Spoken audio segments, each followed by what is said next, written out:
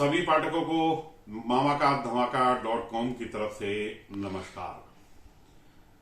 जैसा कि आप जानते हैं कि विधानसभा चुनाव की बिगुल बजी हुई है और हर तरफ प्रत्याशी एड़ी चोटी का जोर लगा रहे हैं। जहां तक राष्ट्रीय पार्टियों की बात है, उन्होंने अपने प्रत्याशी घोषित कर दिए हैं। कई लोग टिकट का दावा कर रहे थे, लगातार मांग की जा रही थी, लेकिन अब जबकि सभी पार्टियों ने अपने प्रत्याशी घोषित कर दिए हैं, तो साफ हो गया है कि पार्टी ने किसको टिकट दिया। यानी कि कांग्रेस हो या फिर भारतीय जनता पार्टी, दोनों ही पार्टियों ने युवाओं को दगा दे दिया है। शिवपुरी जिले की बात करें तो यहां 5 विधानसभा सीटों पर चुनाव हो रहा है। शिवपुरी विधानसभा, पोहरी विधानसभा, करेरा, पिछोर और कोलारस, यहां संग्राम होना है। ऐसे में हम देखें तो दोनों ही राष्ट्रीय प्रमुख पार्टियों ने युवाओं को पीछे छोड़ते हुए 60 पार यानी बुजुर्गों पर दांव लगाया है। ऐसा नहीं कि चुनाव के टिकट की मांग युवाओं ने नहीं की थी। पहली बार जब इस विधानसभा क्षेत्र से सिंधिया राज घराने के दोनों ही कद्दावर नेता यानी कि केंद्रीय मंत्री श्रीमंत ज्योतिरादित्य सिंधिया और खेल मंत्री श्रीमंत यशोधरा राजे सिंधिया एक ही पार्टी में आ गए थे। ऐसे में कांग्रेस की तरफ से सबसे ज्यादा युवाओं ने टिकट की मांग की थी।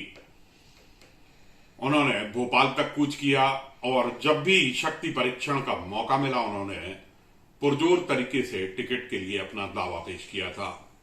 युवाओं की बात करें तो इस बार अमित शबरे, मोहित अग्रवाल और न जाने कितने ऐसे ही युवाओं ने टिकट की दावेदारी जताई थी। 60 से कम उम्र की बात करें तो राकेश गुप्ता भी इसी लाइन में थे। कोलारस की बात करूं तो जितेंद्र जैन गोटू भी, वे भी टिकट की मांग कर रहे थे, लेकिन कांग्रेस ने इनमें से किसी को भी टिकट नहीं दिया और 6 बार से लगातार विधायक पिछोर के कद्दावर नेता पूर्व मंत्री केपी सिंह पर अपना विश्वास जताया है, जो उम्र दराज हैं। और चौंकाने वाली बात यह भी है कि उनको लेकर कोई सर्वे नहीं किया गया था कि वे शिवपुरी से चुनाव लड़ेंगे तो क्या परिणाम रहेगा, लेकिन बावजूद उन्हें शिवपुरी से चुनाव मैदान में उतारा गया है। कांग्रेस की दलील है कि केपी सिंह को पिछोर से अचानक शिवपुरी इसलिए लाया गया कि शिवपुरी से केंद्रीय मंत्री ज्योतिरादित्य सिंधिया मैदान में उतर सकते थे या फिर उनकी बुआ खेल मंत्री श्रीमती यशोधरा राजे सिंधिया चुनाव में आ सकती थी। उनके सामने कांग्रेस के पास कोई वजनदार कैंडिडेट नहीं था, इसलिए केपी सिंह को यहां लाया गया था। लेकिन जब ये तस्वीर साफ हो गई कि भारतीय जनता पार्टी की तरफ से दोनों ही चुनाव के मैदान में नहीं उतर रहे, उसके बावजूद भी यहां से केपी सिंह को अब तक प्रत्याशी बनाकर रखा गया है। हालांकि अटकलें आज भी जारी हैं कि उनका टिकट बदल सकता है। इस बात की पुष्टि के लिए हम यह भी आपको बताना चाहेंगे कि एक और जहां भारतीय जनता पार्टी के प्रत्याशी देवेंद्र जैन ने अपना प्रचार शुरू कर दिया है, तो दूसरी तरफ केपी सिंह ने अब तक कोई भी बैनर पोस्टर नहीं लगाया है और ना ही उनका कहीं कोई प्रचार सुनाई दे रहा है। बताया जा रहा है कि उन्होंने साफ निर्देश दिए हैं कि आने वाली 30 तारीख से पहले कोई भी बैनर पोस्टर उनकी मर्जी के बिना नहीं लगाया जाएगा और ना ही कोई प्रचार होगा। ये देखना होगा कि केपी सिंह ही शिवपुरी से चुनाव के मैदान में डटे रहते हैं या फिर कोई बदलाव होता है। बदलाव की खबरों में लड़ाकू बीरेंद्र सिंह रघुवंशी का नाम सुर्खियों में रहा। हालांकि उन्हें कांग्रेस के ही कई नेताओं के विरोध का भी सामना करना पड़ा। जब से वे बीजेपी छोड़कर कांग्रेस में शामिल हुए और चर्चा चल निकली कि कांग्रेस उन्हें टिकट दे सकती है, तभी से पूर्व विधायक गणेश गौतम, हरिवल्लभ शुक्ला, आलोक शुक्ला से लेकर वरिष्ठ कांग्रेस नेता श्री प्रकाश शर्मा जैसे कद्दावर नेताओं ने उनका विरोध शुरू कर दिया था और आलाकमान तक प्रतिनिधिमंडल और चिट्ठी भेजकर साफ चेतावनी दे दी थी कि यदि उन्हें टिकट दिया गया तो कांग्रेस के कोई भी कार्यकर्ता काम नहीं करेंगे, घर बैठेंगे। खैर, हम विषय पर वापस लौटते हैं। विषय यह है कि क्या युवाओं के साथ दोनों ही पार्टियों ने छल नहीं किया? जी हां, दोनों ही पार्टियों ने छल किया है। वह इस तरह से साफ है कि जिस तरह से कांग्रेस के शिवपुरी प्रत्याशी केपी सिंह उम्र दराज हैं, तो दूसरी तरफ भारतीय जनता पार्टी के देवेंद्र जैन भी उम्र दराज हैं। वह पहले शिवपुरी से एक बार विधायक रह चुके हैं, एक बार कोलारस से विधायक रह चुके हैं। शिवपुरी से वे नगरपालिका अध्यक्ष का चुनाव हार गए थे, इसी तरह से कोलारस में भी वे एक बार हार चुके हैं। देखा जाए तो दोनों ही पार्टियों ने किसी युवा चेहरे को चुनाव मैदान में नहीं उतारा, जबकि बीजेपी की बात करूं तो यहां से राजू बाथम टिकट की मांग कर रहे थे, धैर्यवर्धन शर्मा टिकट की मांग कर रहे थे। इसके अलावा अन्य नेताओं की बात की जाए तो कुछ और नाम भी यहां से टिकट की मांग कर रहे थे, लेकिन उन्हें टिकट नहीं मिला है। इस तरह से हम देखें तो कमोवेश यही हाल करेरा का भी रहा है। कांग्रेस ने जहां प्रागीलाल जाटव पर ही एक बार फिर से भरोसा करते हुए उन्हें मैदान में उतार दिया है, तो दूसरी तरफ पूर्व विधायक रमेश खटीक जो 60 पार हैं, उन्हें दोबारा से टिकट दिया गया है। यहां से भी राजकुमार खटीक जैसे अन्य कई युवा टिकट की मांग कर रहे थे, लेकिन उनकी सुनवाई नहीं हुई। यहां तक कि मंत्री दर्जा जसवंत जाटव पूर्व विधायक पर भी भरोसा बीजेपी ने नहीं जताया है। करेरा की तस्वीर भी अभी 30 तारीख तक साफ होगी।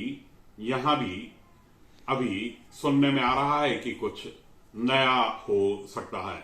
अगर ऐसा हुआ तो त्रिकोणीय मुकाबला होगा। अब हम आते हैं पोहरी पर। यहां से पहले के चुनाव में बसपा से प्रत्याशी रहे कैलाश कुशवाहा को मैदान में उतारा गया है। वे पिछले 2 चुनावों से दूसरे नंबर पर रहे हैं। इस बार वे कांग्रेस पार्टी में शामिल हो गए थे और जिस दिन से उन्होंने धमाकेदार कांग्रेस में एंट्री की थी, यह तय था कि पौरी से किसी अन्य की जगह कमलनाथ कैलाश कुशवाहा पर ही भरोसा जताएंगे और जैसे ही टिकट की घोषणा हुई, कैलाश बाजी मार ले गए। ऐसा माना जा रहा था कि यहां से सुरेश राठखेड़ा, जिनके बारे में कहा जा रहा था कि काफी विरोध है, वे इस बार टिकट नहीं ले पाएंगे, लेकिन अंततः पार्टी ने उन पर भरोसा जताया है। वे केंद्रीय मंत्री ज्योतिरादित्य सिंधिया के बेहद करीबी हैं। वे चुनाव मैदान में हैं, लेकिन एंटी कन्वेंसी की बातें सामने आ रही थी। इसी बीच इन बातों को पंख भी लग गए जब प्रद्युम्न वर्मा ने टिकट घोषित होने से पहले ही साफ कर दिया था कि अगर पौरी से सुरेश राठखेड़ा को ही टिकट दिया गया, प्रहलाद भारती को टिकट नहीं दिया गया, तो वे चुनाव लड़ेंगे। और ऐसा ही हुआ। बीजेपी ने प्रहलाद भारती को टिकट न देते हुए जैसे ही सुरेश राठखेड़ा को टिकट दिया है, वे बसपा का टिकट ले आए हैं और अब पोहरी में त्रिकोणीय मुकाबला देखने को मिल रहा है। यहां बात की जाए कोलारस सीट की, तो कोलारस में भी यही हाल है। हमने जैसा कि आपको पहले बताया कि कांग्रेस से जितेंद्र गोटू चुनाव में टिकट की मांग कर रहे थे। कुछ अन्य नेता भी टिकट की फरमाइश कर रहे थे, लेकिन उन्हें पीछे छोड़ते हुए यहां से 60 के पार बैजनाथ सिंह यादव को कांग्रेस ने प्रत्याशी बनाया है, तो दूसरी तरफ पूर्व जिलाध्यक्ष रहे स्वर्गीय राम सिंह यादव के बेटे पूर्व विधायक महेंद्र सिंह यादव को फिर बीजेपी ने अपना प्रत्याशी बनाया है।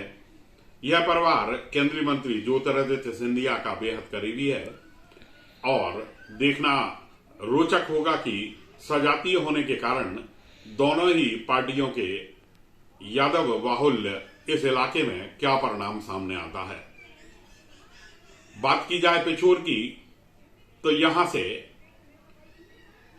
बीजेपी से एक बयान के बाद निष्कासित किए गए प्रीतम लोधी को भारतीय जनता पार्टी ने सबसे पहले दिए गए टिकट में मैदान में उतार दिया था।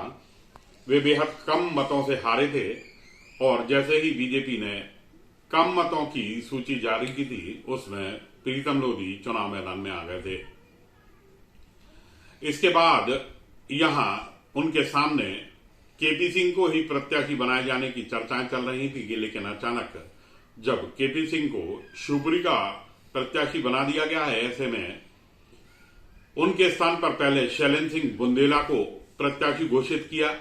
लेकिन पूरे जिले में यह एक सनाके की खबर थी, क्योंकि शैलेंद्र सिंह बुंदेला जो शिवपुरी के निवासी हैं, खनियादाना से वास्ता रखते हैं, लेकिन उनको टिकट देना किसी को समझ नहीं आया। यह बात ज्यादा लंबी नहीं खिंची और एकाएक कांग्रेस पार्टी ने अरविंद लोधी नए चेहरे पर भरोसा करते हुए उसे टिकट दे दिया है। अरविंद लोधी के बारे में भी हम आपको बताना चाहेंगे कि उनको लेकर भी कोई सर्वे नहीं किया गया था, क्योंकि पिछोर इलाका ऐसा है जो केपी सिंह का गढ़ माना जाता है और वे यहां के छत्रप हैं और लंबे समय से यहां राजनीति कर रहे हैं। पिछोर को ओढ़ना बिछाना सदियों से उनके लिए मुफीद रहा है। कोई सोच भी नहीं सकता था कि उन्हें उनके गढ़ से हटाकर नए संग्राम में झोंक दिया जाएगा। अब कुल मिलाकर शिवपुरी जिले की 5 सीटों की तस्वीर साफ हो गई है। शिवपुरी में जहां आप पार्टी ने एंट्री की थी और एक प्रत्याशी घोषित किया था, लेकिन सजातीय होने के चलते आज वह बीजेपी प्रत्याशी के समर्थन में बैठ गए हैं, यानी कि झाड़ू उठने के पहले ही रख दी गई है। हालांकि आप पार्टी के सूत्रों ने बताया कि अभी 30 तारीख दूर है और वो कोई जोरदार धमाका कर सकते हैं।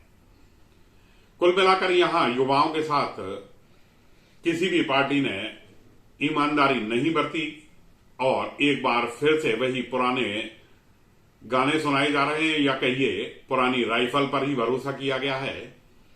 युवाओं को निराशा हाथ लगी है, जबकि पूरे देश में राजनीति की बात की जाए तो बड़े बड़े नेता युवाओं पर भरोसा करने की बात कहते हैं और उनके वोटों के लिए भी लालायित रहते हैं, लेकिन जब टिकट की बारी आई तो उन्हें टिकट से दूर कर दिया गया।